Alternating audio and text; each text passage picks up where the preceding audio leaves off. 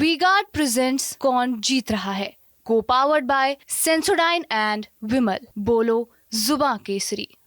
सोनिया गांधी सांसद हैं, तो उनके सांसद के तौर पे क्या काम रहे? रोजगार के नाम पे कुछ भी नहीं है रायबरेली में। आज प्राइवेट स्कूल्स जो हैं इतनी डोनेशन लेते हैं, एम्स वगैरह खुले हैं, बहुत विकास हुआ है। लोगों को एक वक्त की रोटी यहाँ नसीब नहीं होती। तो आप लोग जिम्मेदार किसको मानते हैं इसके लिए? हम लोग काम नहीं किए, न कांग्रेस किए यहाँ न भाजपा। हम सोनिया गांधी को वोट दिए, बीजेपी को वोट दिए, सबको वोट दिए, उसके बावजूद भी यहाँ पे रोजगार क्यों नहीं है? राहुल गांधी या तो वायनाड को धोखा देंगे या तो रायबरेली को। मोदी सरकार से अच्छी दूसरी कोई सरकार नहीं है। किसका पलड़ा भारी दिख रहा है? दिनेश प्रताप सिंह का ही भारी था, अब भारी है, अब भारी ही रहेगा, क्योंकि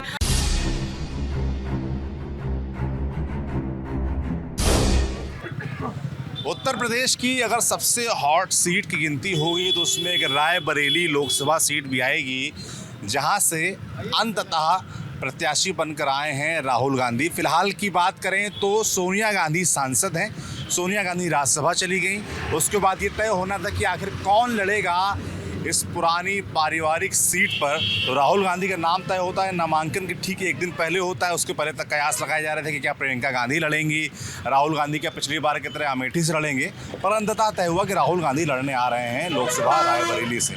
तो रायबरेली हम आए हैं, यहाँ लोगों से बात करेंगे, समझेंगे। फिलहाल हम राही इलाके में, अगर विधानसभा की बात करें तो ये रायबरेली सदर विधानसभा हुई, जहाँ से विधायक आदित्य सिंह हैं। तो लोगों से समझेंगे क्या मूड मिजाज है। प्रत्याशियों की बात करें तो जैसा कि मैंने आपको बताया कि कांग्रेस की तरफ से राहुल गांधी प्रत्याशी हैं और दिनेश प्रताप सिंह हैं प्रत्याशी बीजेपी की तरफ से, जो कि यहाँ पर विधायक भी हैं और मंत्री भी हैं स्वतंत्र प्रभार योगी आदित्यनाथ सरकार में, और बसपा की तरफ से ठाकुर प्रसाद यादव प्रत्याशी बनाए गए हैं। तो रायबरेली के क्या मुद्दे हैं, सांसद के तौर पर सोनिया गांधी का क्या काम रहा, और पारिवारिक सीट इसको इसलिए भी कहा जाता है क्योंकि अगर आप आज़ादी के बाद से चुनाव की गिनती करेंगे तो मात्र 3 ऐसे मौके आए हैं जब कांग्रेस के अलावा कोई और पार्टी यहाँ पर जीती है। एक तो 1977 का वो इमरजेंसी का दौर था, वो ऐतिहासिक चुनाव था जब राजनारायण ने इंदिरा गांधी को चुनाव हराया था। उसके अलावा अगर बात करें तो अशोक सिंह 1996 और 1998 2 बार चुनाव जीते हैं भारतीय जनता पार्टी से, और उसके बाद से लगातार सोनिया गांधी और तमाम जो कांग्रेस के नेता थे वो लगातार यहाँ से जीतते आए हैं। इंदिरा गांधी लड़ी हैं, सोनिया गांधी लड़ी हैं, और अब इस सीट पर राहुल गांधी आए हैं। लोगों से बात करेंगे। सबसे पहले तो मैं रायबरेली के मुद्दे समझना चाहता हूं आप लोगों से, किन मुद्दों पर चुनाव लड़ा जा रहा है। मुद्दों पर लड़ा जा रहा है किसी से सीधे तस्वीर, जो बड़े चेहरे हैं नरेंद्र मोदी, सोनिया गांधी, राहुल गांधी, इन लोगों के नाम पर लड़ा जा रहा है। शुरुआत किससे करें? भाई साहब से करें। जी, क्या नाम है आपका? मेरा नाम हरीश चंद्र गौतम। सुझाव देने जा रहे? नहीं, हम ये कह रहे हैं, आप सवाल ही गलत पूछ रहे हैं। अच्छा, हम लोग थोड़ी चुनाव लड़ रहे हैं। चुनाव तो नेता लोग लड़ रहे हैं, हम लोग तो मतदाता हैं। तो आप सवाल गलत पूछ रहे हैं कि आप किन मुद्दों पे चुनाव लड़ा जा रहा है। तो ये क्या बताएंगे, वो किस मुद्दे पे चुनाव लड़ रहे हैं हम बताएंगे, नहीं किस मुद्दे पे हम वोट देंगे। यही वो चाहे जिस मुद्दे पे लड़ रहे हो, हम बताएंगे किस मुद्दे पे हमको वोट देना है। मेरा सवाल यही है, आप लोगों के, आम लोगों के मुद्दे क्या हैं? रायबरेली के जो लोग हैं उनके मुद्दे क्या हैं? मुद्दों पर चुनाव हो रहा है कि चेहरों पर चुनाव हो रहा है, ये मैं समझने आया हूँ। नहीं, मुद्दों पे चुनाव होगा। क्या मुद्दे हैं? मुद्दे यहाँ बेरोजगारी है और शिक्षा में महंगाई, हर क्षेत्र में महंगाई। कोई भी ऐसी वस्तु नहीं है जिसकी महंगाई 10 साल में 4 गुना 5 गुना न बढ़ गई हो। जैसे स्टार्ट कर दिए गैस सिलेंडर से लेकर के दवा, पानी, कापी, किताब। इस देश की ये विडंबना है। इस देश में पेंसिल, कलम, कापी, किताब पे 18% GST, और आप हवाई जहाज, हेलीकॉप्टर खरीदते हैं तो उस पर 5% GST। ये कौन सा लोकतंत्र है? क्या ऐसा होना चाहिए भाई? बिस्किट पर 18% GST, जो बच्चा खाता है, गरीब से गरीब बच्चा 2 रुपए का बिस्किट खाता है, उस पर 18% GST। हवाई जहाज, हेलीकॉप्टर पे 5% GST। ये देश है, तो ये हमारी समझ से सही नहीं है। इसी के खिलाफ हम वोट करेंगे। तो आपने 2 मुद्दे उठाए, बेरोजगारी और महंगाई। अच्छा, और लोगों से पूछते क्या नाम है आपका? संदीप। संदीप, क्या करते संदीप? कुछ नहीं, मजदूरी करते हैं। क्या मजदूरी करते हैं, कहाँ पे जाते हैं? बस ईंटा गारा यही करते हैं। अच्छा, पढ़ाई की है आपने? नहीं। क्यों नहीं की पढ़ाई? अरे नहीं पढ़ाई की है, मतलब घर की परिस्थितियाँ नहीं ठीक थी कि पढ़ाई में मन नहीं लगता था, क्या कारण था? नहीं ठीक थी ना। अच्छा, तो वोट देते हो? हाँ, वोट देते हैं। किन मुद्दों पर दोगे इस बार? अरे किस मुद्दे पे देंगे, जहाँ सब लोग देगा वहीं हम भी देंगे। तो ये कैसे तय होता है कहाँ सब लोग दे रहे हैं, क्या लग रहा है? अरे हमारे भाई साहब लोग हैं, सब बताते हैं। अच्छा, हाँ। तो क्या चर्चा हो रही है आजकल भाई साहब लोगों से? क्या बताया जा रहा है? अरे अभी तो कुछ बताया नहीं जा रहा, अभी तो बता रहे हैं, अभी बताएंगे तो हम क्या बता दें अभी। अच्छा, और क्या अभी बताए नहीं है। अभी नहीं। पिछली बार क्या बताई था? पिछली बार वोट ही नहीं आई थी। अच्छा, पिछले वोट ही नहीं था। हाँ। पहली बार वोट डालोगे इस बार? हाँ। विधानसभा में डाला था? हैं? विधानसभा में डाला? प्रधानी में डाले थे केवल। प्रधानी में सबसे इंटरेस्टिंग चुनाव तो प्रधानी का ही होता है। और खास बात ये कि 2-3 प्रधान लोग भी हमारे साथ हैं। कौन कौन प्रधान है भाई? आप हैं, आप हैं, 2 लोग प्रधान हैं। आप तो बड़ा नौजवान लग रहे हैं यार। क्या नाम है आपका? अमन जायसवाल अमन जी। कब प्रधान इस बार बने? जी, ये पहली बार बने। अच्छा, क्या पढ़ाई लिखाई की है आपने? इंटर तक। इंटर जी। फिर प्रधानी क्या मतलब घर में पहले लड़ते थे लोग नहीं, या हम- पहली बार आपका खुद ख्याल आया? कैसे हुआ ये? हम पहली बार लड़े चुनाव। जनता का सहयोग था। हाँ। जनता वालों ने सहयोग किया हाँ। तो उनके कहने पर चुनाव लगे, जीत गए। बहुत सहयोग था हमारी जनता का। अब जी, प्रधानी चुनाव के बारे में कहा जाता है कि सबसे मुश्किल चुनाव है। लोग कहते हैं प्रधानमंत्री का चुनाव इतना मुश्किल नहीं, इतना प्रधान का चुनाव। ऐसा लोग कहते हैं। अब वो तंज कहते हैं कि सही बात कहते हैं, क्यों कहते हैं? सबसे बड़ी बात यह है कि जनता को अगर आकर्षित कर लें अपने वर्क से, जनता की सेवा से, अगर हम प्रधान हुए हैं, हम वर्क करेंगे तो जनता, हम कोई भी कास्ट के हो ये भी नहीं जो होता है, क्योंकि हमारी जात हमारी ग्राम सभा में सिर्फ 20 वोट हैं हमारे यहाँ और 6,500 वोटर हैं। अच्छा, और हम हाँ, बड़ी ग्राम सभा है और हम 454 वोटों से जीते थे, क्योंकि हमको सभी जाति का सहयोग मिला था और सभी लोगों को मिला था। और इसी को लेकर के हम अपनी प्रधानी मिली हमके, और हम विकास भी कर रहे हैं। क्या काम अब आप कर रहे हैं खास जो आपको लगता है कि लोग पसंद कर रहे हैं? जी, बस हमारे अंडर में तो यही रोड नालियाँ हैं। बाकी प्रधानमंत्री ग्राम सड़क योजना है, ये हमारी मंत्री जी ने। यही मैं समझना चाह रहा था। जो प्रधान के पास जो प्रधानमंत्री या केंद्र सरकार की, राज्य सरकार की योजनाएं आती हैं, उसको लेकर बड़ा मतलब शिकायतें हम लोग को मिलती रहती जी। हैं। अक्सर लोग कहते हैं कि आवास नहीं मिल रहा, प्रधान जी के वो खास थे उनको दे दिया, हमको नहीं दिया। ऐसा होता है क्या? जी, अब ऐसा होने का कगार ही नहीं है, क्योंकि अब ऑनलाइन की व्यवस्था हो गई। आप ऑनलाइन फॉर्म का आवेदन कीजिए, अगर डिसएग्री होना होगा तो बड़े अधिकारी आते हैं। हम लोग कोई इंटरफेयर नहीं करते। गांव की सेवा में हम लगे हुए हैं। हमारे पास जो बजट होता है नाली रोड का होता है, ये हम करते हैं। किसी पार्टी से जुड़े हैं आप? जी, अब प्रधान हैं तो हम सबके साथ हैं। अच्छा, लेकिन रही मेन मुद्दे की बात, हम किसको वोट देंगे, तो हम अपना वोट बीजेपी को देंगे। आप तो यार खुल के बता दिया बीजेपी जी, को। नहीं, हम बीजेपी को वोट देंगे। क्यों देंगे? क्या लगता है खास? अब खास ये है कि हमारे मंत्री जी जो हैं, हाँ। दिनेश प्रताप सिंह, इन्होंने के कहने पर हमारी प्रधानमंत्री ग्राम सड़क योजना उन्हीं के सहयोग से ही पास कराई गई थी। PWD का एक कार्य हुआ था, बस इसी के लेकर के मंत्री जी के साथ। तो ये तो चलिए आपके क्षेत्र की बात हो गई है ना, कि आपके गांव की गली और सड़क बनी। अगर रायबरेली की बात करें तो पिछले 5 सालों में दोनों लोगों का हिसाब चाहूँगा। एक तो दिनेश प्रताप सिंह इस क्षेत्र से चुनाव लड़े थे पर हार गए थे। सांसद जो है सोनिया गांधी हैं। मैं दोनों लोगों का ही आपका रिपोर्ट कार्ड चाहता हूँ कि उन्होंने विधायक के नाते क्या काम किए जब उनकी दावेदारी लोकसभा के लिए लोग माने। जी, क्यों दिनेश प्रताप सिंह की यहाँ पे दावेदारी नहीं थी। यहाँ पे वो MLC रह चुके हैं और जिला पंचायत अध्यक्ष हो चुके हैं। विधायक यहाँ से कभी रहे नहीं, लेकिन अपने निज से जो उनके पास कार्य हुआ, हम लोगों ने मदद मांगी तो उन्होंने किया। अब रही कांग्रेस की बात, तो कांग्रेस ने अपने मंत्री लेवल का काम नहीं किया है, इतना तो विधायक लेवल का ही काम, लेकिन काम उन्होंने किया है। अच्छा, ऐसी बात नहीं काम नहीं किया है, कि काम हुए हैं। एयरपोर्ट का भी है, एम्स है, कई चीज़ें अपने यहाँ किए हैं, ज़्यादा नहीं किए। ये आप बीजेपी काम करा रहे हैं? नहीं, ये सोनिया गांधी करेंगे, कांग्रेस के काम।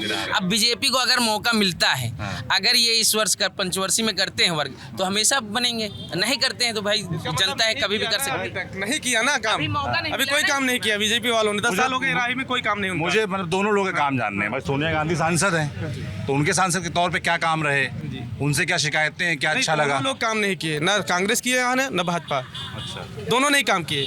जब इंदिरा जी के ज़माने में कुछ काम यहाँ हुआ था, कुछ फैक्ट्रियाँ खुली थी, लोगों को रोजगार भी मिला था, लेकिन जब से इंदिरा चली गई उसके बाद यहाँ कोई काम नहीं हुआ। जो फैक्ट्रियाँ हैं, 50 फैक्ट्रियाँ हैं बंद पड़ी हैं, एक भी फैक्ट्री नहीं चली। कौन कौन सी ऐसे? अब स्वदेशी हो गई आपकी, और केबल अब काम हो गई। ऐसे कई फैक्ट्रियाँ हैं, नाम सबका नहीं पता। स्पिनिंग मिल है, कई फैक्ट्रियाँ सब बंद पड़ी हैं। आपको वो जो भवानी पेपर मिल है, ITI बंद हो गई। इस तरह से जिसमें लाखों लोग काम करते, लाखों लोग उसका लाभ उठा रहे थे। मतलब रायबरेली जो है, जब तक ITI चल रही तब तक तरक्की पे था, उसके बाद पिछड़ गया। यहाँ का 25% नौजवान आज बाहर अन्य जिलों में है, काम कर रहा है। और जबकि ये सिटिंग सीट है कांग्रेस की, इसको VVIP सीट कहा जाता है। उसके बाद भी 25% जो है जनता दूसरे जिलों में जाती है काम करने के लिए, रोजगार की तलाश में, और वहाँ भी ठोकरें खा के आती है। उनको अनु वहाँ रखा जाता है, मजबूर है, क्योंकि वहाँ गए किराया भाड़ा लगेगा तो चाहे जैसे करेंगे वो अपना पेट पालते हैं। बाकी यहाँ रोजगार के नाम पे कुछ भी नहीं है रायबरेली में। अच्छा जी। रोजगार के नाम पे आप कह रहे हैं कुछ नहीं, मगर बहुत लोग तो बहुत सारी चीज़ें गिनाते हैं, रेल कोच फैक्ट्री गिनाते हैं और उससे कुछ क्षेत्र का हुआ होगा लाभ, लेकिन बाकी रायबरेली जिले का तो कोई फायदा नहीं हुआ। बच्चा यहाँ का कोई उसमें लोकल का कोई वहाँ नौकरी नहीं कर रहा है, क्योंकि लोकल लोगों को नौकरी नहीं मिलती। जी नहीं, बिल्कुल नहीं, किसी को नहीं, बाहर के लोग। जैसे यहाँ पर क्या नाम है आपका? मेरा अनिल रावत, पूर्व प्रधान जरियारी। आप पूर्व प्रधान है, बड़ा प्रधान लोग इकट्ठा हो गए यार जी। अब की चुनाव जो है मुद्दों पे होना चाहिए, और मुद्दों पे क्योंकि सभी लोग यूथ जो है विवेकशील है, और सबको आज सबकी पहल है रोजगार। पढ़ाई का स्तर देख लीजिए, शिक्षा स्तर, इतनी महंगाई हो रही है कि आज अगर हम अपने बच्चे को पढ़ाना चाहें तो प्राथमिक विद्यालय में नो डाउट सुविधा की है गवर्नमेंट ने, लेकिन वहाँ पर एक अकाउंट्स डिपार्टमेंट ऐसा है जो वहाँ पर रखा नहीं जाता। टीचर सारा दिन मोबाइल से या अपना वर्क करते हैं या फिर अपना टाइम पास करते हैं, तो बड़ा मुद्दा ये। आप कह रहे हैं प्राइमरी स्कूलों में पढ़ाई नहीं होती? बिल्कुल नहीं होती। अगर होती है तो प्राइमरी स्कूल के जितने टीचर हैं वो अपने बच्चों को क्यों नहीं पढ़ाते वहाँ, ये बड़ा मुद्दा है। आप सब हर जगह जाते हैं, देखते होंगे आज प्राइवेट स्कूल्स जो हैं इतनी डोनेशन लेते हैं, इतनी फीस उनकी, इतनी एनुअल फीस चार्ज करते हैं। बुक्स उन्होंने अपनी परमानेंट एक शॉप खोल रखी है, काला बाजारी अच्छी तरह से 28% GST लगती है। एक गरीब तबके का 300 रुपये कमाने वाला आदमी किस प्राइवेट स्कूल में अपने बच्चों को पढ़ा लेगा? या वो उनसे पढ़ाई करा लेगा, या इलाज कराएगा, या फिर रोजगार के लिए उसकी तैयारी कराएगा? आप ही बताइए किस मुद्दों पर। ये मुद्दा तो देखिए हमको हर जगह लगभग सुनाई दे रहा है कि जो प्राइवेट स्कूल्स की पढ़ाई का जो मुद्दा है। लोग खड़े हैं, जो नौजवान खड़े हैं, 90% लोगों के पास रोजगार नहीं है। मजबूरन किसी चाट का ठेला लगाया, किसी ने चाय की दुकान लगाई, किसी ने छोटी दुकान खोली अपनी, वो उसके पास मजबूरी है। हम कहते हैं हम अगर ग्रेजुएशन नहीं है, हमने इंटर की है, तो लोकल में फैक्ट्रीज आप खुलाइए, या जो यहाँ पर फैक्ट्रियाँ थी आप बजट उनको प्रोवाइड करवाते। यहाँ का लेबर वर्क तो काम करता, हम लेबर वर्क में जाते हैं, हमारी जैसा स्किल है उस हिसाब से आप हमको काम देते, पर रोजगार तो मिलता। हमदर्द जैसे आप लोग रोजगार का मुद्दा उठा रहे हैं, मैं देख रहा हूँ, तो भाई ये गांधी परिवार का गढ़ रहा है अगर रायबरेली की बात करें, और पिछले 10 साल से केंद्र में सरकार बीजेपी की है, और दूसरा टर्म चल रहा है राज्य में भी बीजेपी का। तो आप लोग जिम्मेदार किसको मानते हैं इसके लिए? देखिए, सेंटर में जिसकी भी गवर्नमेंट होती है, आप एक पर्टिकुलर एक स्पेशल एरिया को नहीं ले सकते। सेंटर में आप बैठे हैं तो आपकी रिस्पॉन्सिबिलिटी बनती है, चाहे घर का जो मुखिया होता है उसका दायित्व बनता है कि आप परिवार के हर एक मेंबर को उस लायक बनाइए। अगर कहीं से वो वीक है तो उस पर ध्यान दीजिए। उसको आपको आज ये जरूरत क्यों पड़ रही है इनको मेहनत करने की? अगर आपने यहाँ काम किया होता, एम्स देखिए 600 बेड था, उसका 300 आपने कर दिया। अगर उसको आप 900 कर देते तो आपकी वाहवाही होती। लोकल से हाँ एम्प्लॉयज़ होते, आपकी वाहवाही होती, बिना मांगे आपको वोट देती। मैं किसी पर्टिकुलर मतलब किसी भी पार्टी की बुराई नहीं कर रहा हूँ, पर दोनों गलत हैं। क्योंकि जब आपके पास मौका था सेंटर में, आपने बजट यहाँ नहीं दिया। 27 साल से 30 साल से आपकी गवर्नमेंट कांग्रेस की नहीं आई। तो जिसकी सेंटर में थी, अगर सेंटर में थी तब आपने यहाँ बजट नहीं दिया। आपके जो चमचे थे या फिर आपके प्रतिनिधित्व करते थे वो क्षेत्र में कभी किसी का हालचाल जानने नहीं आए। तो जनता तो मजबूर है, लेकिन मजबूर है, मजबूत भी है वो आपको मजबूत अपने वोटों से करती है। तो इतनी समझदार है वो कि हमको किसको सत्ता में बैठाना है। अच्छा, बाकी चोर चोर मौसरे भाई, जिसको मौका मिलता है वो लूटता है। उसने रायबरेली को लूटा, जनता को लूटा। अच्छा। तो अब जितनी भी जनता खड़ी वो समझदार है, और ये चुनाव हमारे ख्याल से जात पर या किसी विशेष धर्म को लेकर नहीं होना चाहिए। ये हमारे यूथ को, क्योंकि यूथ की जिम्मेदारी, देश की जिम्मेदारी, अपने परिवार की जिम्मेदारी यूथ के कंधों पर है। और आज 90% यूथ बेरोजगार है। बेरोजगारी एक मैं देख रहा हूँ आप लोग भी बड़ा मुद्दा है। आप लोग पास वापस आता हूँ मैं। बेरोजगारी का मुद्दा जो है, इसको लेकर जैसे अब चुनाव चल रहे हैं तो नेता लोग आते होंगे, है ना, आपसे वोट मांगते होंगे, तो उनसे हिसाब मांगते हैं। सोनिया गांधी 5 साल से सांसद हैं, क्या वो आई आप लोगों के पास वोट मांगने के लिए अपने बेटे के लिए? 72 साल में 67 साल कांग्रेस की सरकार थी। कांग्रेस की सरकार, रायबरेली की जनता, मतलब अन्य जिला की जनता तो सांसद चुनती थी, लेकिन रायबरेली की जनता प्रधानमंत्री चुनती थी। अच्छा, ठीक। आप समझिए इस बात को, चूँकि VVIP सी, तो प्रधानमंत्री जिस लेवल से चुनती थी, तो उस लेवल का विकास आपको रायबरेली में घूमने पर दिखाई देता है क्या? आप खुद अंदाजा तो आप लोग बताइए भाई, लोकल आप लोग यहाँ हम लोग तो अपने मुद्दे की बात रख ही रहे हैं। आप लोग तो पूरी दुनिया देखते हो। जिस लेवल की रायबरेली की सीट प्रधानमंत्री चुनती थी रायबरेली की जनता, उस लेवल का विकास नहीं हुआ। 5 साल से पिछले बीच में जो कोरोना का टाइम था, कोरोना के टाइम पे सोनिया जी का यहाँ कोई सपोर्ट नहीं मिला। यहाँ की जनता, कोई मर गया, जिंदा है, खाया, भूखा है, कोई लेना देना नहीं था। तो इसलिए कांग्रेस ने भी बहुत अच्छा कुछ नहीं किया है। हाँ, इंदिरा जी के ज़माने में विकास हुआ, जैसा कि भाई साहब कह रहे थे। आप लोग कह रहे हैं जो भी विकास हुआ वो इंदिरा जी के ज़माने में हुआ, उसके बाद जो 10 साल यूपी गवर्नमेंट रही उसमें कुछ काम नहीं हुआ। एक काम नहीं खुले हैं जी, क्या नाम है आपका? मोहम्मद असलम। एम्स वगैरह खुले हैं, ये अमेठी में खुला है, पेट्रोलियम खुला है, बहुत विकास हुआ है।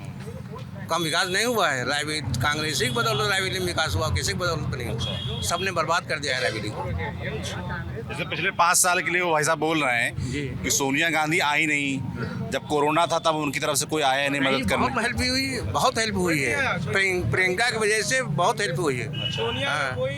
प्रतिनिधि नहीं आया, सोनिया जी का कोई प्रतिनिधि भी नहीं आया, कोई नहीं आया, कुछ भी नहीं। ऐसा नहीं है। कोरोना काल में ऋषभ वाजपेयी नाम है मेरा, सौरभ भाई, ऐसा कुछ नहीं है। रायबरेली में जब कोरोना था तो सबसे ज़्यादा राशन, सबसे ज़्यादा फर्स्ट एड, सबसे ज़्यादा पीपी किट सब कांग्रेस पार्टी की तरफ से आई, सबको बटी हैं। और यहाँ तक कि जो L1 L2 हॉस्पिटल था, आप जानते होंगे रेल कोच फैक्ट्री में बहुत बड़ा हॉस्पिटल था, जहाँ पे लाखों जानें बची हैं, वो सिर्फ कांग्रेस पार्टी की सरकार। हमारे गांव के 2 लोग वापस आए ही नहीं। अपनी अपनी बात कहने दो दूसरे को भाई। सही बहस नहीं, अब कोई सबसे बड़ा हॉस्पिटल वो था, वो सबसे बड़ा हॉस्पिटल था, वहाँ पे इलाज हुआ, कितने लोग बचे कितने लोग नहीं, ये बात नहीं है। पर ये हुआ नाकामी भी, तो फिर अगर कोरोना इतना बढ़ रहा था, टेस्टिंग सही नहीं हुई, उसको जैसे रोका जाना तो वैसे रोका नहीं गया, तो इसमें नाकामी भी तो सरकार की ही थी। पर यह है कि हॉस्पिटल जो बनवाया हुआ था वो कांग्रेस का ही था। रेल कोच फैक्ट्री रायबरेली में किसी भी जिले में बता दीजिए, रेल कोच फैक्ट्री हो, निफ्ट हो, FDI हो, पेट्रोलियम इंस्टीट्यूट हो, एम्स हो, जितना विकास कांग्रेस सरकार ने किया किसी भी जिले में बता दीजिए किया हुआ हो। आप कोई भी हमको जिला बता दीजिए कि प्रदेश में, देश में ऐसा जिला है जहाँ पे इतनी सारी चीज़ें हों। तो इससे कांग्रेस सरकार नहीं, हम राहुल गांधी जी चाहते तो किसी भी सीट से लड़ सकते थे, चुनाव का परिणाम कुछ भी होता, पर उम्मीद भर सारी सीट जीत सकते थे। पिछले 10 साल का काशी का विकास देख लीजिए। काशी ने अपना, बनारस ने प्रधानमंत्री चुना। आप 10 साल का रिकॉर्ड वहाँ का देख लीजिए, 10 साल पहले कहाँ था और आज काशी कहाँ पे है। अच्छा भाई एक हमारी बात, आप कह रहे हैं ये काशी से कंपेयर कर रहे हैं भाई साहब, कह रहे हैं कि आप रहे देखिए यहाँ तर्क, ये जजमेंट तर्क वितर्क ये नहीं है। आप धार्मिक मुद्दों पर नहीं, लेकिन ये चुनाव मुद्दों पर है। भैया काशी शिव की नगरी है, वहाँ पे डेवलपमेंट भगवान शिव की दया से पहले से था। हाँ, मानते हैं अगर डेवलपमेंट हुआ तो अच्छी बात है, अपना ही देश डेवलप कर रहा है। पर रायबरेली बहुत पिछड़ा था। यहाँ रायबरेली और अमेठी की जमीन पूरी बंजर थी। आज की डेट में आप देखिए, जो भी है, अस्पताल है, रेलवे स्टेशन है, कुछ भी है, सब धीरे धीरे कांग्रेस सरकार ने ही डेवलप किया है। और जब से बीजेपी सरकार आई है, कोई भी बता दे, जहाँ जो बता रहा हो, कुछ भी डेवलपमेंट हुआ और रायबरेली में बड़ा, कोई कहते तो बताइए, अभी डिबेट छोड़ के चले जाए, कोई बताइए कांग्रेस नेता बड़ा कोई भी डेवलपमेंट। मेरा सवाल ये है, उसके बाद भी मान लीजिए आप कह रहे हैं डेवलप, आपकी बात मैं मान रहा हूँ कि ठीक है आपने डेवलप किया, उसके बाद भी 25 से 30% युवा यहाँ बाहर क्यों जा रहा है, दूसरे जिले में क्यों काम, रोजगार सरकार। हम सवाल कर रहे हैं कि 25 से 30% युवा मजदूरी करने दूसरे जिले में जा रहा है, मजबूर है वो, और यहाँ 90% हाथ खड़ा कर लीजिए, सब बेरोजगार है। 90% क्यों ऐसा है? अगर रायबरेली का डेवलप हुआ तो ऐसा क्यों? भाई आप चले जाइए, नोएडा चले जाइए, लखनऊ चले जाइए, गाजियाबाद चले जाइए, मेरठ चले जाइए, वहाँ फैक्ट्रियों का अंबार है, वहाँ पर फैक्ट्रियों का अंबार है। हमारे क्षेत्र के बच्चे जाते हैं, यहाँ तक कि लोग एक वक्त की रोटी यहाँ नसीब नहीं होती। ठीक है, आप कहना चाह रहे हैं कि विकास हुआ मगर उतना नहीं हुआ जितना होना चाहिए था, और रोजगार की बुनियादी विकास वो नहीं हुआ, जो रोजगार की जो व्यवस्थाएं, वो नहीं हुआ। रोजगार की जो व्यवस्थाएं होनी चाहिए थी। ठीक, भाई साहब कह रहे हैं एम्स खुल गया, रेल कोच खुल गया, निफ्ट खुल गया, FDI खुल गया, ठीक है, उससे हम लोगों को रोजगार कहाँ मिला?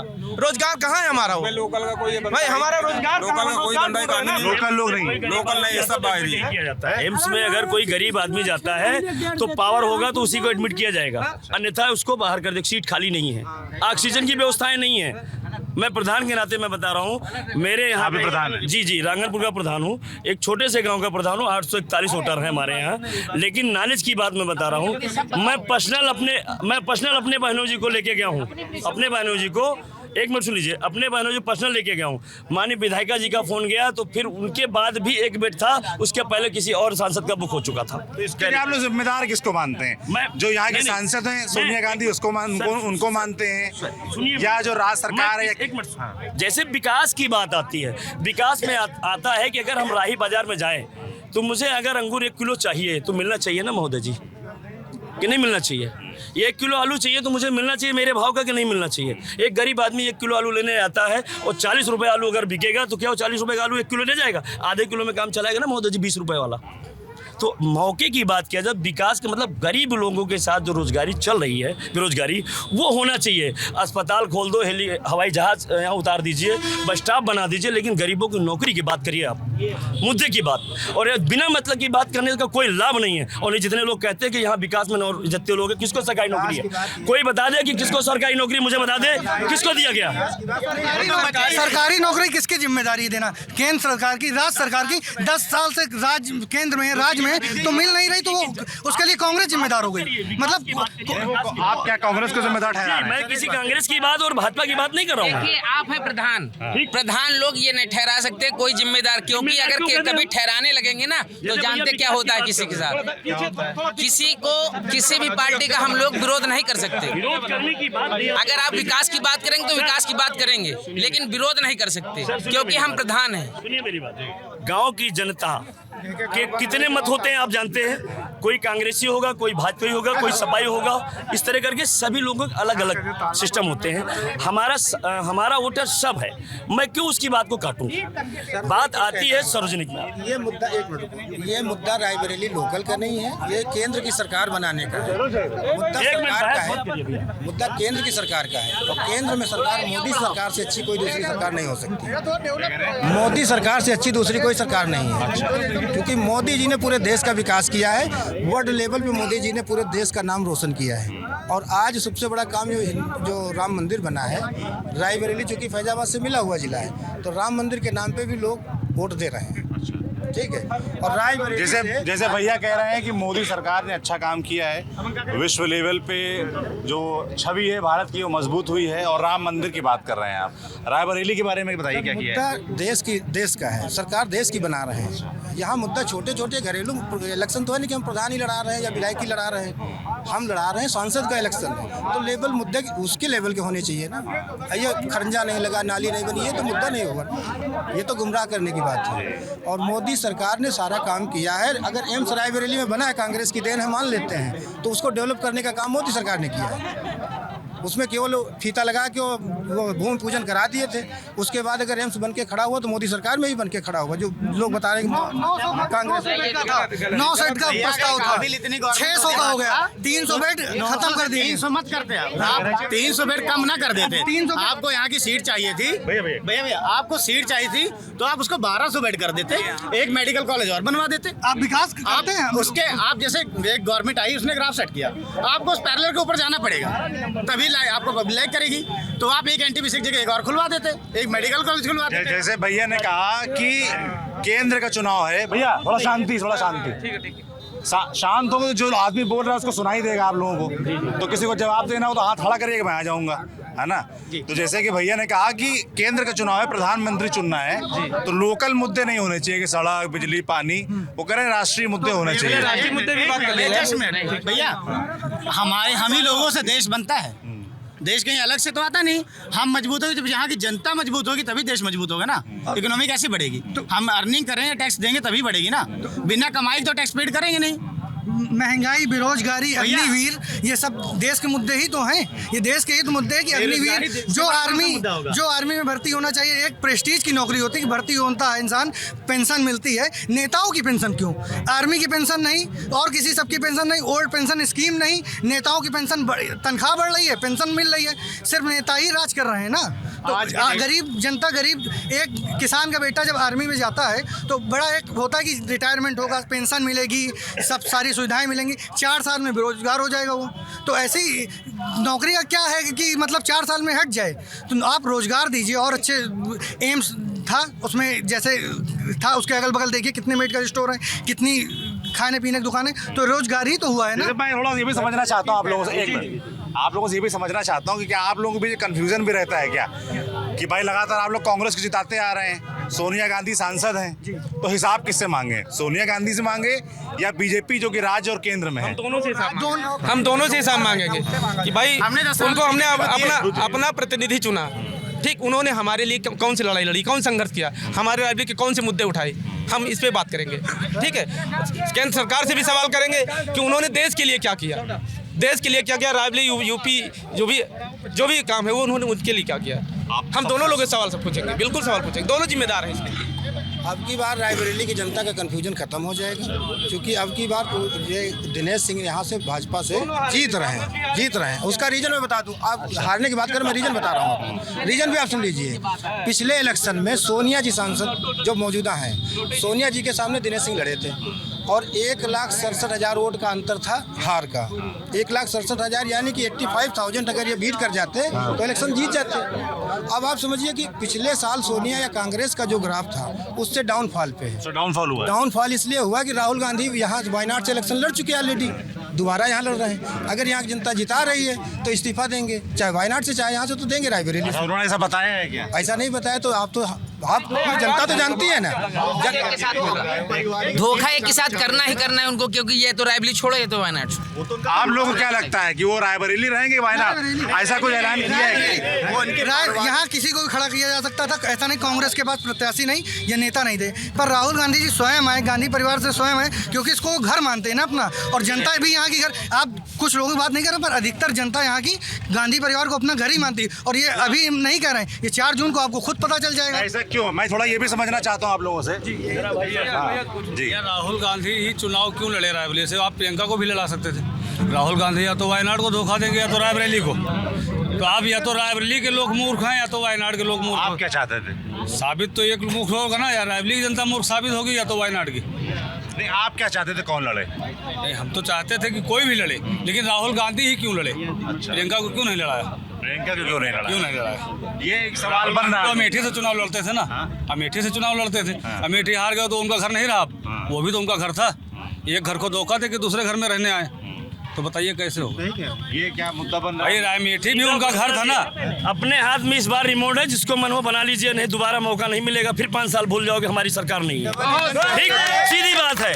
चाहे कांग्रेस को बनाओ और चाहे भाजपा को बनाओ, लेकिन मिल के बनाओ, लड़ के मत बनाओ, अन्यथा फिर आपकी सरकार नहीं आएगी।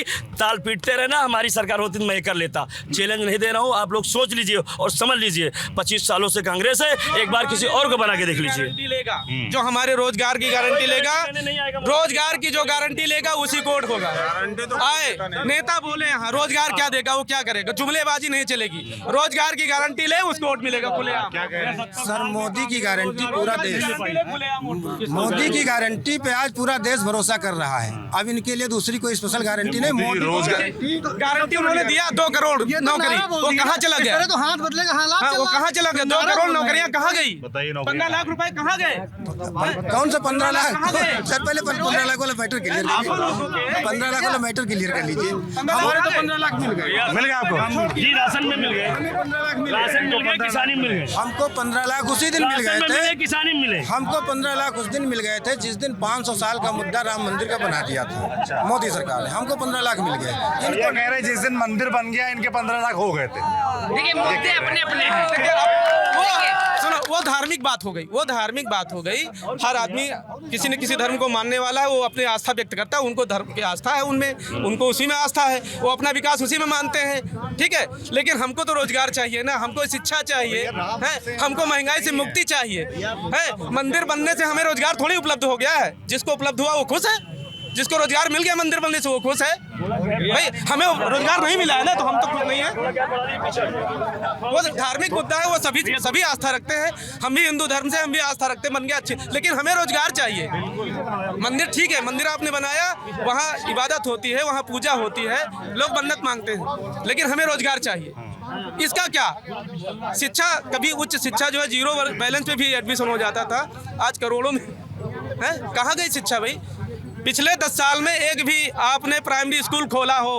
रायबरेली पूरे जिले की बात कर रहा हूँ, एक भी प्राइमरी स्कूल खोला हो तो हमको रिकॉर्ड उठा के दिखा दीजिए। समायोजित किए जा रहे हैं, शिक्षक समायोजित किए जा रहे हैं, बच्चे हैं नहीं प्राइमरी स्कूल में। तो बहुत सारी ऐसी चीजें हैं जो केंद्र सरकार और राज्य सरकार के हाथ में है, पर ऐसा कुछ नहीं है कि प्रदेश में विकास हो रहा है। क्या नाम है आपका? पुलकित दीक्षित। पुलकित, क्या करते हैं पुलकित? हम बैंक में काम करते हैं। बेरोजगार हैं, ये बोल रहे थे। जो है यार, तुम क्यों बता रहे हो? बोल रहे दोस्तों। देखिए, मुद्दा जो है यहाँ पे होना चाहिए शिक्षा। देखिए, मुद्दा जो होना चाहिए भटकाने वाली बात अलग है। शिक्षा, स्वास्थ्य, रोजगार, महंगाई और पलायन, ये 5 मुद्दे मेन हैं लोगों के। इसी पे डिबेट होनी चाहिए और इसी पे वोट पड़ना चाहिए लोगों का। इसके अलावा होता है इस पे अब लोगों का जैसे क्या है कि जो लोग समझदार हैं वो लोग अपनी सोच समझ से अपना सही वोट डालते हैं। जो लोग दूसरे के भड़काने में आते हैं, जैसे मेरे बड़े भाई हैं, मैंने इनको भरा 2-4 बातें आ गए इनके कहने पे, तो ये सब चीज़ें लोग आउटर एरिया में ऐसा होता है, ठीक है। और यहाँ पे क्या है कि कोई एक वोट ठेकेदारी पे चलती है, ठीक है ना, ऐसा होना चाहिए। शिक्षा जो है वो उसकी प्रणाली मजबूत होनी चाहिए। बनाती केंद्र सरकार है, अप्लाई राज्य सरकार करती है। राज्य सरकार को चाहिए उस सिस्टम सेट करना, स्ट्रेटेजिक मूव बनाना कि आगे चल के जो भी सुविधाएं वो सही से पहुँचे। आप अभी भी चले जाइए ग्राउंड लेवल पे सुविधाएं पहुँच नहीं रही हैं हमेशा की तरह, अभी भी उसी तरह चल रहा है चीज़ें कि आप वहाँ पे जाएंगे देखेंगे मिड डे मील चल रहा है पर उतना पौष्टिक नहीं है, कहीं कुछ निकल रहा है। तो चीज़ें एकदम समायोजन पे चलनी चाहिए जो भी है सरकार की नीतियाँ बन के आती हैं। और रही राम मंदिर की बात, उसमें तो राम तो हमेशा से हमारे थे, हम राम से नहीं थे। तो राम के ऊपर धर्म की राजनीति करने से थोड़ा ऊपर उठ के राजनीति करेंगे तो ज़्यादा अच्छा रहेगा। मंदिर मुद्दा नहीं है। नहीं, मंदिर तो मुद्दा है क्योंकि ये तो उसी पे चल रहा है ना, हर मीटिंग हर भाषण पे मुद्दा मीटिंग को राम मंदिर को ही बना रहे हैं। क्या कह रहे हैं भाऊ जी, आप पीछे खड़े इधर आइए जी। सुनो, क्या नाम है आपका? रमेश, बताइए। सुनो, हमारे लेके हम लोग गरीब हैं, सुन रहा हो, हम लोग गरीब आदमी हैं, हम लोग गरीब आदमी हैं, हम लोग लेके सफेद कारट है और जेके लेके इतनी खेती है, ये 35 गो गल्ला पाता है, तो ये का हिसाब सोचो। प्रधान जी लोग बताएंगे इधर आइए। हाँ, प्रधानों बोली, प्रधानों बोली है। राशन कार्ड की से शिकायत कर रहे हैं, ये कह रहा है कि ज्यादा जमीन जिसके पास है ना, उसको राशन ज्यादा मिल रहा है। उसको कौन सा कार्ड बन रहा है? लाल कार्ड। लाल कार्ड हमारा सफेद है। आपका सफेद। दरअसल पहली बात तो ये कि जो राशन कार्ड बन रहे हैं ये हम लोग के माध्यम से नहीं बन रहे हैं। आप इसमें हम लोगों को गलत ठहरा नहीं सकते। अब रही बात इन लोगों की फॉर्म की, तो आप लोग सब लोग ऑनलाइन अप्लाई कीजिए और अधिकारी लोग आते हैं, जांच करते हैं। अब इनका वर्क जो अधिकारियों का है वो लोग कैसे कर देते हैं, लेकिन हम लोगों की नॉलेज में किसी बड़े आदमी को राशन कार्ड नहीं दिया जाता है। अगर जानकारी हो जाती है तो अधिकारी को सूचना दी जाती है। यही काम हमारे कोटेदार भी करते हैं। वो जो भैया हमारे कोटेदार, आप बाकी नॉलेज भैया से ले लीजिए। तो भैया, तो ये लाल कार्ड वाले का खेती वाले देखो के लेके कितनी खेती है, हाँ, इतनी खेती देखो, काम चालू। ठीक से हिसाब किताब नहीं है। खेती नहीं मर जाए तो मराई तोपे खातिर हो जाए। 5 किलो राशन मिलता है 1 यूनिट पे। हमारे घर पे बिजली नहीं पहुंची है। 5 किलो राशन में खरीद लिया हम लोगों को। 5 किलो राशन देते हैं 1 यूनिट पे। 5 किलो राशन दिया, उसमें खरीद लिया हम लोगों को। मुद्दा पूछो। मुद्दा अब की बार चुनाव में क्या मुद्दा है फिर? कांग्रेस नहीं, मुद्दा बताओ काहे को वजह कांग्रेस? क्यों कांग्रेस? वजह बताओ, वजह गरीबी को क्या चाहिए हमका, ये बताओ पहले। राशन चाहिए, राशन और बिजली चाहिए, बिजली, पानी नहीं आ रहा, पानी चाहिए। हाँ, इसे मुद्दे पूछो भाई। हमारे घर पे बिजली नहीं पहुंचे। हम 5 साल से घर बनवाए हैं 200 किलोमीटर दूर। 200 किलोमीटर दूर घर बनवाए, हमारे घर पर 200 मीटर है, वहाँ पे बिजली नहीं पहुंची। हम कई बार कंप्लेन कर चुके हैं। क्या बोलते हैं, 219 पे सरकार को ठहराएंगे और किसको ठहराएंगे? कंप्लेन कर चुके हैं ना। वोट कहाँ जा रहा है? वोट देंगे हम जिसको मर्जी चाहे। हम सुनिए, थोड़ा दूर हो जाइए पहले। और आराम से बात करेंगे, शांति से, है ना। मैं थोड़ा सा ये भी समझना चाहता हूँ आप लोगों से, भैया थोड़ा शांति, रुक जाओ। थोड़ा अगर कुछ वरिष्ठ साथी, पुराने बुजुर्ग साथी आ जाए हमारे, ये है बाबू जी, आगे आइए। अरे आइए तो समझना। देखिए, मेरा जो सवाल है वो ये है कि ये सीट गांधी परिवार का गढ़ इतने लंबे समय से क्यों बनी हुई है?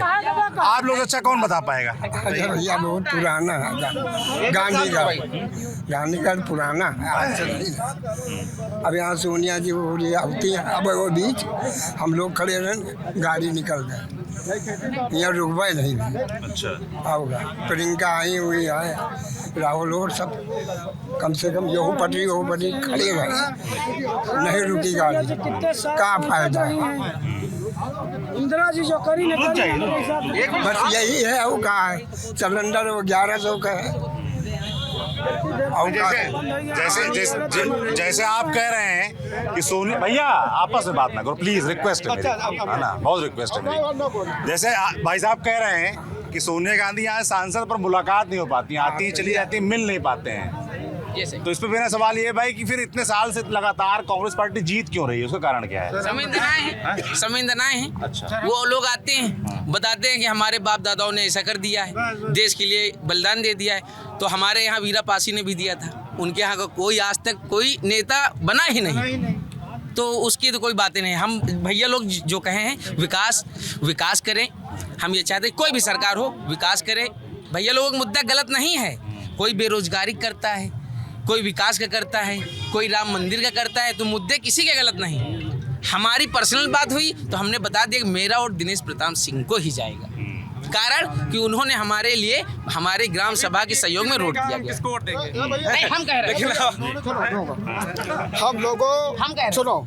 हम लोगों बढ़िया हाथ के पंजाब शुरू रहे ना। क्यों अब बीच में सबको बदल गया, सबको अब 2 मिनट, अब 5 के पंजा हम लोग ईटा उठाते हैं तो 5 के पंजा चालू, और इसीलिए हम लोग मजबूर हो गए।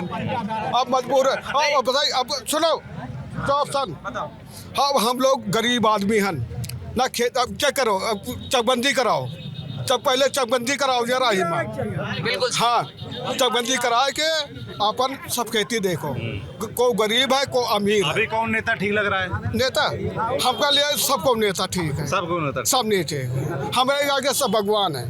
बस इतने ये कह रहे हैं कि कांग्रेस पार्टी है जो अपने घोषणा पत्र पे चुनाव लड़ रही। सबको पता होगा शायद क्या है घोषणा पत्र का नाम, न्याय पत्र। पढ़ते हैं आप लोग घोषणा पत्र? महालक्ष्मी योजना एक आजकल सबसे ज्यादा ट्रेंडिंग में आजकल युवाओं के बीच में चल रही, महिलाओं के बीच में चल रही। उनकी जो नौकरी गारंटी 30 लाख वो चल रही है। बीजेपी का कोई भी हो बता दे घोषणा पत्र का नाम क्या है, कोई है बता सकते? बीजेपी संकल्प पत्र। अच्छा, कितनी नौकरियों की बात है? नौकरी की नहीं, हम पूरी बात बताते हैं। आप एक मिनट, बीजेपी की नहीं, हम कांग्रेस की बताते हैं। कांग्रेस के घोषणा पत्र में पहली शर्त ये है कि सबको खाने की आज़ादी मिलेगी, जो खाना चाहे वो खाए। एक चीज आप पढ़िएगा और एक चीज़ अल्पसंख्यक का जो बैकवर्ड का आरक्षण है संविधान में 27% का, उसमें से अल्पसंख्यक को, माइनॉरिटी को आरक्षण देंगे, ये बात भी उसमें लिखा हुआ है। अच्छा। अगर ये बात इनको मंजूर है कि हमारे लोगों का आरक्षण उनको दिया जाए, धर्म के नाम पे आरक्षण दिया जाए, ऐसा कुछ नहीं लिखा, सिर्फ अफवाहों पे बात हो रही है। उसमें ये महालक्ष्मी पूछे अच्छी चीज़ है कि नहीं है, वो नहीं बताएंगे। पूछे 30 लाख रोजगार देने की बात है, ठीक है कि नहीं है? 25 MSP देने के बाद, अच्छा बताइए 705 कांग्रेस का घोषणा पत्र, इसमें जो भैया ने बोला ऐसी कोई चीज लिखी नहीं है मेरे पास, घोषणा पत्र रखा हुआ है।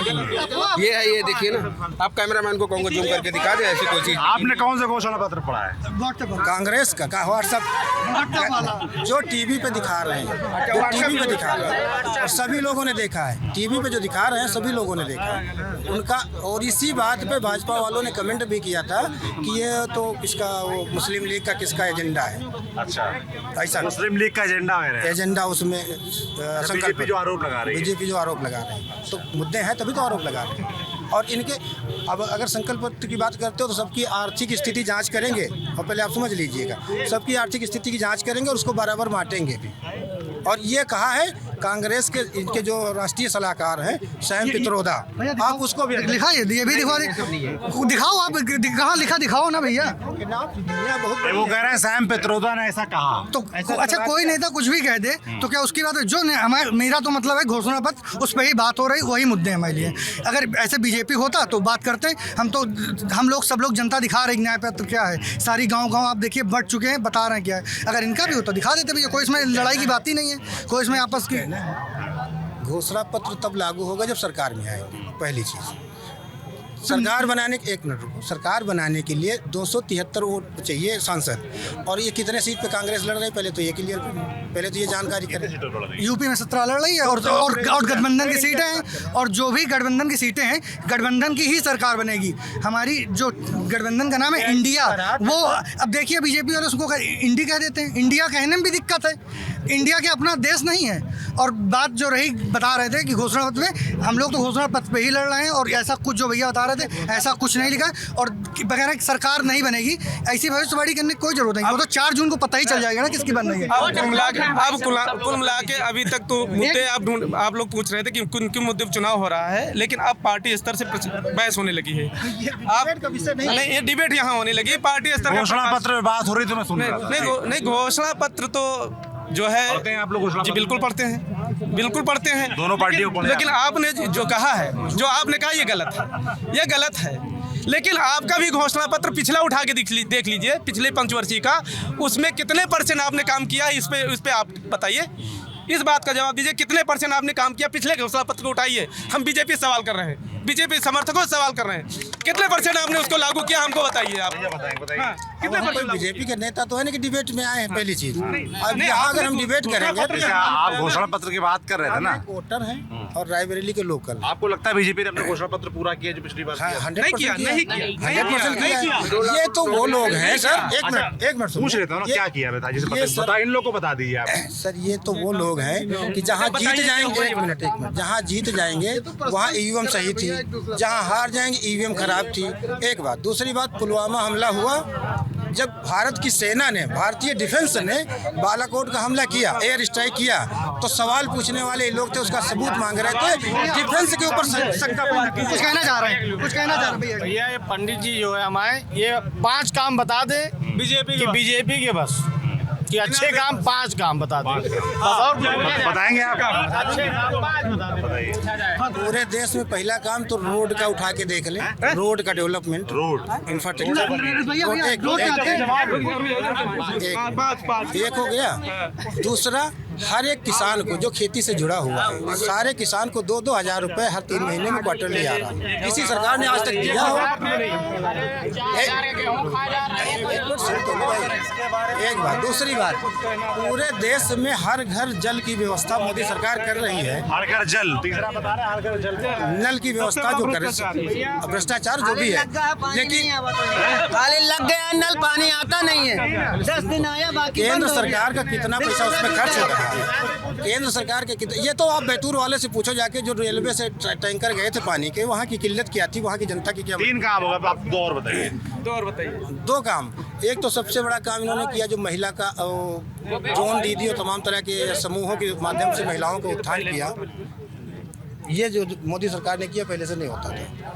ठीक। LPG गैस सिलेंडर फ्री बांटे गए। और उस सबसे बड़ा काम इन्होंने जो किया वो राम मंदिर बनाने का। LPG फ्री सिलेंडर बांट के 400 रुपए का 1000 का हो गया। यह तो देखो भाई, ये भी तो देखिए, 400 रुपए का सिलेंडर 450 रुपए का 1000 का हो गया, 1100 रुपए का हो गया, 1150 का हो गया, फिर घटाया। क्या है? 120 रुपए दिहाड़ी थी, 120 रुपए। जब मोदी की सरकार बनी, नरेगा में 120 रुपए आता था। आज 400 में लेबर नहीं मिलता है, तो महंगाई दोनों तरफ बढ़ी है। काम आमदनी भी तो बढ़ी है महंगाई के साथ। 400 रुपए में लेबर नहीं मिलता है।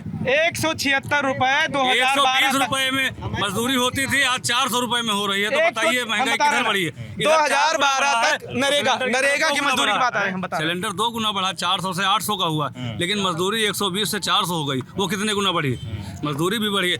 पहले लोग क्या, आपके कोई खाता था खाना 1 टाइम, कोई 2 टाइम, लेकिन आज सब लोग 2 टाइम खाना खा रहे हैं। पहले खाना नहीं खाता। चलो चलो, ये आमदनी बढ़ी है, महंगाई बढ़ी है, तो आमदनी भी बढ़ी है। भैया जैसे कह रहे हैं कि आमदनी बढ़ी है, अगर महंगाई बढ़ी है तो आमदनी बढ़ी है आप लोग की आमदनी हम बता रहे हैं ना। 2012 में जब उत्तर प्रदेश में बीएसपी की गवर्नमेंट थी, सुनिए सर, जब बीएसपी की गवर्नमेंट 2007 में बनी यहाँ पूर्ण बहुमत से, तब जो है 56 रुपए मजदूरी थी, सरकारी मजदूरी 56 रुपए थी। उन्होंने जब उनकी सरकार बनी तो उन्होंने 100 रुपए किया। बहुत हा हुल्ला मचा गाँव में कि अब तो मजदूर नहीं मिलेंगे गांव में। उसके बाद 2012 तक उन्होंने बढ़ाकर मजदूरी 176 रुपए किया। उसके बाद सरकार उनकी चली गई, फिर सपा की गवर्नमेंट आई। सपा में उन्होंने 5 साल में 200 पूरा किया, मतलब 76 रुपए से 24 रुपए बढ़ाया, 200, मतलब 200 पूरा मजदूरी हो गई। अब इस गवर्नमेंट में जो भी यहाँ नरेगा का जानकार मजदूर है, बता दे कि अब कितना मजदूरी है नरेगा की पिछले 10 साल में। कितना बढ़ा? रेट बढ़े हैं तो बिजली के बिल कितना बढ़ गया है? पूरा सवाल कितना है? 230 रुपए। पिछले 15 साल में मान चलिए कितना मजदूरी बढ़ी? 24 और 30 54 रुपए। लेकिन महंगाई आपकी कहाँ गई? 400 का गैस सिलेंडर 1200 रुपए पहुंच रहा है। कितने गुना हो गए? और ये मजदूरी 600 रुपए होनी चाहिए थी कि नहीं होनी चाहिए थी उसके हिसाब से? तो कहाँ का इनकम बढ़ा भाई आपका? जो आपका टैबलेट 50 पैसे का मिलता था कभी, आज वो 50 रुपए का मिलता है। ये क्या है? ये करप्शन ही तो है भाई। इस पे जीएसटी कहाँ चली गई इसकी? 4 तरह की। हम जाते हैं यहाँ दुकान पे तो यहाँ जीएसटी कटती है, ये जाते हैं अगली दुकान पे वहाँ जीएसटी कटती है। कहते हैं एक देश में एक जीएसटी लागू है। कहाँ लागू जीएसटी है? ठीक है, आप रोड बनवा रहे हो, रोड टैक्स हम देते हैं, वाहन कोई खरीदते हैं रोड टैक्स उसका देते हैं, उसके बाद टोल टैक्स भी देते हैं। डबल टैक्स है ना। रोड टैक्स किसके लिए बनवा रहे हो? रोड किसके लिए बनवा रहे हो? कमाने के लिए बना रहे हो ना, हमारे सुविधा के लिए नहीं बना। या तो टैक्स उतना लो भाई, एक टैक्स लो, डबल टैक्स क्यों? रोड टैक्स और वाहन टैक्स, टोल टैक्स, ये कौन से टैक्स है भाई? आप कह रहे हो हम रोड भी बनाए, रोड का विकास हुआ है, तो डबल टैक्स क्यों? हम वाहन का टैक्स देते हैं, रोड पे चलने के लिए टैक्स देते हैं, उसके बाद टोल टैक्स। लगता है हमारी लाइट कमजोर हो, उस तरफ चलने हमारा रोशनी ज्यादा है। थोड़ा वहाँ आप पीछे चल लेते हैं। क्या इस बार मुद्दे हैं चुनाव में, क्या चल रहा है? चुनाव बीजेपी ही जीतेगी बस। अच्छा, कारण क्या है उसका? उसका कारण कि हर तरह का विकास हो रहा है। क्या हुआ जैसे बताइए, गिनाइए हमको, रायबरेली के बारे में बताइए। हमारा बिजनेस अच्छा चल रहा है बस, और क्या करना। और ये सब अब बन के खड़ा हो गया मेरा, मेरे सारे काम बढ़िया। मेरा बच्चा ये खड़ा है, हंस रहा है, देख लीजिए, खिलखिला रहा है, बस और क्या चाहिए। जय बीजेपी तय बीजेपी। बस आप कह रहे हैं आपका बढ़िया रहा है? हाँ बढ़िया है, बढ़िया रहेगा जब तक बीजेपी है तब तक। अच्छा, ये समझाइए कि रायबरेली क्यों नहीं जीत पाती बीजेपी? बीजेपी इसलिए नहीं जीत पाई क्योंकि उसमें कुछ कमियां थी, लेकिन अब वो कमियां दूर हो गई हैं, इसलिए अब बीजेपी ही जीतेगी। प्रत्याशी तो वही है, प्रत्याशी हुए, लेकिन पिछले बार कुछ कमियां रह गई थी। हमको बताइए, समझाइए तो क्या कमियां रह गई थी? कमियां ये रह गई थी कि कुछ प्रचार में हमारी वजह से कुछ कमियां रह गई, जिसकी वजह से हम हारे थे। लेकिन इस बार प्रचार में कोई कमियां नहीं है और काम में कोई कमियां नहीं है, इस वजह से अब की बार जीतेगी। अच्छा, मतलब प्रचार ठीक हो रहा है इस बार। हाँ। और काम भी ठीक हो रहा है, इसलिए जीतेगी। हो गया। हाँ, काम भी ठीक हो रहा है, प्रचार भी ठीक हो रहा है। हाँ, काम ठीक नहीं हो रहा, खाली प्रचार ठीक हो रहा है। अच्छा, क्या नाम है आपका? मेरा नाम मोहम्मद अरशद। अच्छा, ये कह रहे हैं कि काम नहीं ठीक हो रहा, प्रचार। अब देखिए, प्रचार ही बोलवा। अब देखिए पुड़िया खा रहे हैं, अब बताइए 5 रुपए कमला खाने के लिए पैसा है, लेकिन गरीब गिनाने के लिए भी आगे खड़े हैं। हाँ, हम देखो कुछ ना, एकदम साफ सुथरा, फिर भी मैं खुश हूँ। ये 5 का कमला खा के नहीं खुश, आप सोच लीजिए। मतलब क्या हो, कहने का मसाले में खुशी का राज होता है। गरीब कौन है जानते हैं आप? जो गलत तरीके के सारे काम करते हैं वही गरीब है, जो गलत तरीके के सारे काम करते हैं वही गरीब है। गरीब हुआ ना, इसका ये मतलब हुआ, इसका मतलब ये है कि आप कोई काम करेंगे नहीं, ठीक है, तो आप कैसे आगे बढ़ेंगे? आप तो चाहते हैं कि मुझे फ्री का मिल जाए किसी तरह कुछ चीज। अच्छा, लोग काम नहीं करना चाहते। हाँ, काम नहीं करना चाहते। जो काम करना चाहते हैं वो ठीक है, वो ठीक है, वो आगे बढ़ रहे हैं, तरक्की कर रहे हैं, और देश तरक्की कर रहा है। कर रहा है देश तरक्की? हाँ, देश तरक्की कर रहा है, बहुत तेजी से कर रहा है। जो आपकी जो सांसद है सोनिया गांधी, उनका काम कैसा रहा? उनका काम तो ये था कि जो किए, कच्चे मकान अभी तक थे, अब सब पक्के हो गए। ज्यादातर आपको 99% से ज्यादा मकान पक्के मिलेंगे। अच्छा। हाँ, लैट्रिन हर घर में मिलेगी। ज्यादातर महिलाओं का जाना जो वो सब खत्म हो गया, बाहर लैट्रिन जाना। अब राहुल गांधी चुनाव लड़ने आए हैं जैसे इस बार। हाँ। चुनावी मैदान में सामने दिनेश प्रताप सिंह हैं। हाँ। है ना, किसका पलड़ा भारी दिख रहा है? दिनेश प्रताप सिंह का ही भारी था, अब भारी है, अब भारी ही रहेगा, क्योंकि हमारे जिले के नेता हैं, वो गलियों में वो हमारे घूमेंगे। राहुल गांधी नहीं घूमेंगे, राहुल गांधी जीतने के बाद बाहर चले जाएंगे, तो जाके बाहर बैठेंगे। और दिनेश सिंह हमारे यहाँ के हैं, यहीं लोकल में घूमेंगे, और लोकल में हमेशा हमसे उनकी मुलाकात होगी, तो मैं अपने लोकल के नेता को दूंगा। लोकल। अच्छा, जो हमारे मोदी जी कहते हैं, क्या कह रहे हैं? बस इतना जानिए। ये कह रहे हैं कि लोकल मुद्दे हमारे सब लोग जो इकट्ठा हैं, सबके अपने अपने मुद्दे हैं, वो एक अपनी जगह बात है। लेकिन जब बात वोटिंग में आती है, तो वोटिंग होगी और यहाँ से भाजपा ही जीतेगी, दिनेश सिंह ही जीतेंगे। उसका रीजन मैं आपको बता दूं कि पिछली बार का इलेक्शन 1,67,000 वोट से हारे थे। अब की बार राम लहर और मोदी लहर दोनों साथ में है। अच्छा, राम लहर और मोदी लहर दो साथ में है। और कांग्रेस की लहर डाउनफॉल पे है। अच्छा, क्योंकि राहुल गांधी वहाँ से भाग के यहाँ आए हैं, आप समझिएगा। तो यहाँ की जनता सब जानती है, पब्लिक है, सब जानती है। एक फिल्म में गाना आया था, रोटी फिल्म में, तो पब्लिक है, सब जानती है। मुद्दे अपनी अपनी जगह हैं, लेकिन जीत रहे हैं दिनेश सिंह को बम्पर वोट से जीत रहे हैं, ये 100% है। अच्छा, देखिए जीत रहे हैं और जिताएंगे पूरी बहुमत से, पूरी तरह से, एकदम क्लियर। अरे थोड़ा मैं प्रधान जी से भी प्रधान जी का क्या कहना है? प्रधान जी बताएंगे। प्रधान जी हमारे जो कहेंगे उसी पे वोट जाएगा। हाँ, प्रधान जी पहले इनको टॉयलेट बनवाओ। ये भी बता दे रहे हैं प्रधान जी अलग नहीं कि प्रधानमंत्री की तरफ से जब भैया ने कहा टॉयलेट की व्यवस्था, ये भी ऑनलाइन है। कॉलोनी की व्यवस्था ये भी ऑनलाइन है। अगर हम लोग काटें, जी हम गरीब हैं, हम पढ़े लिखे नहीं, आपको बताना पड़ेगा, हम ऑनलाइन करेंगे। आपको बताना पड़ेगा। ये पूरी ग्राम सभा को पता है, आपके फैमिली से भी आए थे, उनसे बता दिया भैया आप जाके जन सेवा केंद्र पे ऑनलाइन करा लीजिए। क्योंकि और अच्छी बात जान लीजिए, फार्म भरवा के ऑनलाइन करा ग्राम दीजिए। सभा में लगभग 1000 फार्म भरे गए। भैया ग्राम सभा में लगभग 1000 फार्म भरे गए। हमारे यहाँ 1200 परिवार हैं और कम से कम 1000 लेटरिन बहुत पहले आ चुकी, लेकिन सरकार वो जोड़ रही। जब भी 800 वाली आई थी या 6000 वाली आई थी, वो जोड़ रही है। लेकिन अब ये सब व्यवस्था ऑनलाइन हो गई है। रही विकास की बात, वोट किसको देना हमने आपसे बता दिया। ये जनता है, किसी को भी वोट दे। हमारा पर्सनल वोट कहाँ जाएगा हमने आपसे बता दिया। ये हैं, आप ये जान रहे हैं, मत का अधिकार है, बंद करके डालना है, चाहे जहाँ डालो।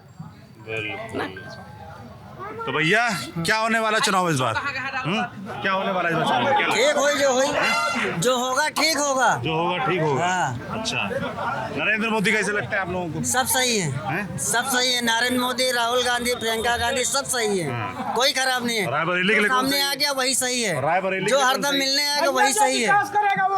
बस हम सीधा जानते हैं जो विकास करेगा हमारे गाँव का वही सही है। बस सुनो, हमारी बात सुनो। हमारी राही के अंदर सुन भैया, हमारी राही के अंदर कोई सामान नहीं बन रही। हमारी राही के अंदर सुनो, हमारी राही के अस्पताल चली गई अंते का, और तहसील अंते का, चौकी अंते का। क्या नाम है आपका? सब बनवाना हमको, रवेश सोनकर, सब चीज बनवा दी। यही रहने वाले हैं रायबरेली के? राही के। क्या माहौल दिख रहा है इस बार चुनाव में? बहुत अच्छा माहौल दिख रहा है। राहुल गांधी और बीजेपी दिनेश प्रताप सिंह, कौन आगे लग रहा है? दिनेश प्रताप सिंह। अच्छा, क्या कारण है उसका? कारण ये है कि 5 साल में कभी दिखे नहीं, अब की बार आए तो मुंह छुपाते हुए चले गए। सोनिया गांधी की बात कर रहे हैं? जी, राहुल गांधी जी मुंह छुपा गए, इधर से चले गए। कौन उनको वोट देगा? अच्छा, ये मतलब आप कह रहे हैं बड़ा फैक्टर है कि वो दिखते नहीं है जी। 5 साल में एक बार आते हैं। उनकी माता श्री भी एक बार आती है, प्रियंका भी गांधी एक बार आती है। तो उनको ऐसा अपने क्षेत्र के दिनेश प्रताप सिंह कोलियों में जाते हैं, हाथ जोड़ते हैं, कहते हैं हमको वोट दो, तो उनको देंगे कि सोनिया को देंगे हम। ठीक बात है। क्या कह रहे हैं? क्या कह रहे भैया? अरे इतना जानवर छोड़ा दी कि हम पंचे ड्यूटी राते में यहाँ लगाई खेते में पूरा चरे डावा थी। ड्यूटी जाएगी भैया, हो गया अरे ड्यूटी जाएगी ख्यात ताकि, क्या कह रहे हैं? ड्यूटी जाएगी ख्यात ताकि और पूरा साढ़ चरे डावल 2000 खेती मिले तो वही का होई 2000 खा के 10,000 वाले। इसमें 2000 बात ये है कि जितनी भी राजनीतिक पार्टियां हैं, जितनी भी हैं यहाँ पे, सारे चुनाव लड़ते हैं, सबका अपना अपना मुद्दा है, सब अपना अपना विकास चाहते हैं। कैसे चाहते हैं ये नहीं, हमारा कहने का मतलब ये है कि हमारी जनता जो है रायबरेली में 80% लोग बेरोजगार हैं। ऐसा क्यों है? रायबरेली में 80% नौजवान जितने भी लोग हैं बेरोजगार हैं, गरीब हैं। 80% लोग गरीब हैं और 50% नौजवान बाहर जाके कमाता है। किसको जिम्मेदार मानते हैं इसका? हम इन राजनीतिक पार्टियों को जिम्मेदार मानते हैं, चाहे वो बीजेपी हो और चाहे कांग्रेस हो। कांग्रेस थी 15 साल, सोनिया गांधी यहाँ पे थी, उन्होंने भी जो भी किया सबने देखा। बीजेपी आज 10 साल से है, बीजेपी होने के बावजूद आज रायबरेली में क्या हुआ है? क्या बीजेपी को यहाँ पे वोट नहीं मिला? सांसद नहीं उनका, सांसद नहीं है तो वो तो उनकी किस्मत है, लेकिन क्या बीजेपी को यहाँ से वोट नहीं मिला? सेकंड पोजीशन रायबरेली ने दिया उनको, तो क्या जो जनता ने वोट दिया है वो बेवकूफ़ थी? उनके साथ रायबरेली जनता के साथ ये दोगलापन क्यों किया जा रहा है? हम सोनिया गांधी को वोट दिए, बीजेपी को वोट दिए, सबको वोट दिए, उसके बावजूद भी यहाँ पे रोजगार क्यों नहीं है? 80% जनता यहाँ पे गरीब क्यों है? तो नेता लोग जब आते हैं तो वोट मांगने तो आप लोग पूछते हैं उनसे बात? बिल्कुल उनसे पूछते हैं। क्या बोलते हैं? सब मुद्दा बना के चले जाते हैं। सबका यही काम है कि आप हमको वोट दीजिए, हमको जिताइए, हम विकास करेंगे। कहाँ विकास करता है? कोई नहीं विकास करता। आज 15 साल सोनिया गांधी को हो गया, 10 साल आपके बीजेपी को केंद्र में सरकार हो गई। बीजेपी ने आज तक कुछ भी नहीं रायबरेली के लिए किया। 3 किलोमीटर में पूरी रायबरेली का मार्केट खत्म हो जाता है। कहने को है कि सोनिया गांधी, इंदिरा गांधी के ज़माने में थोड़ा बहुत विकास हुआ, लेकिन उसके बाद हमने सोनिया गांधी को बनाया इस उम्मीद से बनाया कि अब शायद इंदिरा गांधी का सपना अब सोनिया गांधी पूरा करेंगी, उसको आगे बढ़ाएंगी। लेकिन उन्होंने भी क्या किया? आज जितने भी लोग आए हैं इस राजनीतिक पार्टी क्षेत्र में, जितने भी लोग आए हैं, सब ने सिर्फ दोगलापन रायबरेली के साथ किया है और कुछ नहीं किया।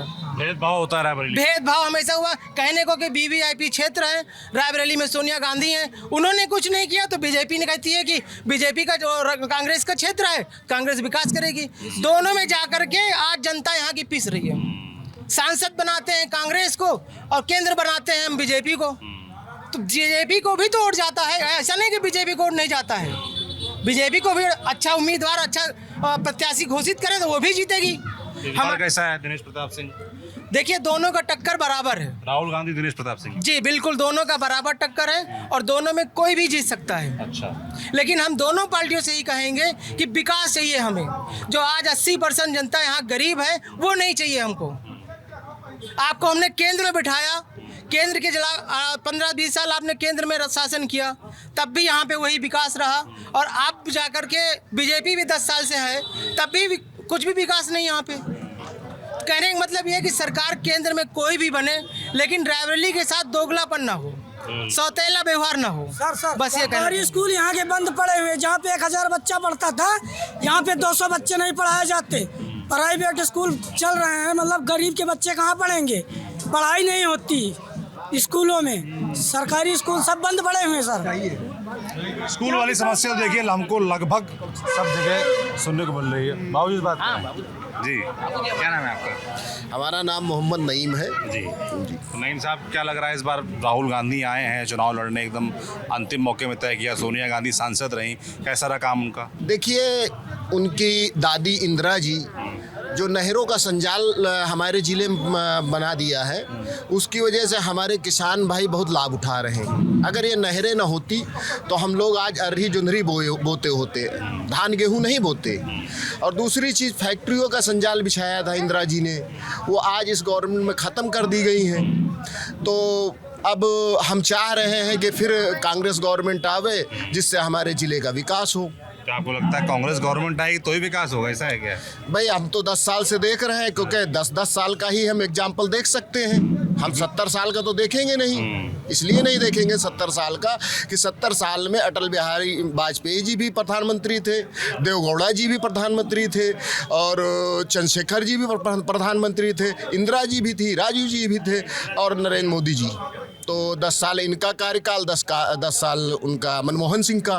तो इन दोनों कार्यकालों में हमने जो कंपेयर किया तो उसमें ये पाया कि वो 10 साल अच्छे थे, ये 10 साल खराब गए। हम कहेंगे भाई कि आप सांसद तो हमारा चुनते नहीं, बीजेपी वाले कहेंगे। हाँ फिर नहीं, ऐसा नहीं है। सांसद चुनने से नहीं है, प्रधानमंत्री मोदी जी हैं, वो हमने वोट दिया नहीं दिया, लेकिन हमारे प्रधानमंत्री हैं। वो हमने दिया नहीं दिया, वो हमारे प्रधानमंत्री हैं। तो सांसद यहाँ से चुना गया नहीं चुना गया, उनका काम है विकास करें। हमारे जिले का विकास होगा तब हम मान के चलिए हो सकता है हमारा मन बदले। जैसे अभी एक आदमी शिकायत कर रहे थे कि सोनिया गांधी यहाँ रहती नहीं है, मिलती नहीं है। राहुल गांधी भी अभी आकर चुनाव लड़ने, वो भी नहीं रहते हैं, और संसद में सवाल उठाने की बात आती तो वो भी मुद्दा नहीं उठ पाता रायबरेली का, ऐसा शिकायत कर रहे हैं। 5 साल नहीं दिखाई पड़े। देखिए, 5 साल दिखाई नहीं पड़ी, जैसे कह रहे हैं 5 साल दिखाई नहीं दी। देखिए ऐसा है, उनके पास बहुत बड़े काम है, बहुत सारे पूरे देश को देखना है। उनसे हम ये अपेक्षा नहीं करते कि हमारे ज़िले में बनी रहे, हम ये अपेक्षा करते हैं कि हमारे ज़िले का विकास करें। जैसे हमने क्षेत्र में आओगी नहीं तो कैसे पता चलेगा कि क्या हुआ? जब क्षेत्र में आओगी नहीं तो कैसे पता चलेगा हमारे क्षेत्र में क्या हो रहा क्या नहीं हो रहा? साल में एक बार तो आना चाहिए ना उनको। अरे जी कह रहे हैं जब क्षेत्र में आएंगे नहीं तो पता कैसे चलेगा? अब इनकी उम्र हमसे कम है, हमारी उम्र इनसे ज़्यादा है। तो अब इनको जो ज्ञान है वो अपना कह रहे हैं, जो हमें ज्ञान है वो हम कह रहे हैं। आपका अनुभव क्या बोलता है? हमारा अनुभव यही कहता है कि जैसे कि आज के 10 साल पहले हमारा रिंग रोड बन रहा था सारधा से बाईपास, आज 10 साल पहले कांग्रेस गवर्नमेंट में काम शुरू हुआ था और ज़मीन एक्वायर हुई थी, मिट्टी डालना काम हुआ, सारे काम 10 साल में वो रिंग रोड ही नहीं बन पाया। क्या कहेंगे? अगर ये कांग्रेस गवर्नमेंट होती तो वो पहले बन गया होता, 10 साल, ये 5 साल नहीं, पिछले 5 वर्षीय में बन गया होता। तो इस वजह से हम तो यही कहेंगे कि भाई हमारे ज़िले का गौरव है, हमारे ज़िले का विकास वही कर सकती हैं, इसलिए हमें कांग्रेस छोड़ के तो कहीं नहीं जाना है। और भाई अपना अपना मत है कि किसी को कहीं देना है, अपना मत है। ये थे रायबरेली के लोग, उनके मुद्दे और वो क्या सोच रहे हैं चुनाव के बारे में बताने का प्रयास किया, समझाने का प्रयास किया। ये बातचीत आपको जैसी भी लगी हमें कमेंट बॉक्स में लिखकर ज़रूर बताएं। देखते रहिए TV9 डिजिटल। शुक्रिया।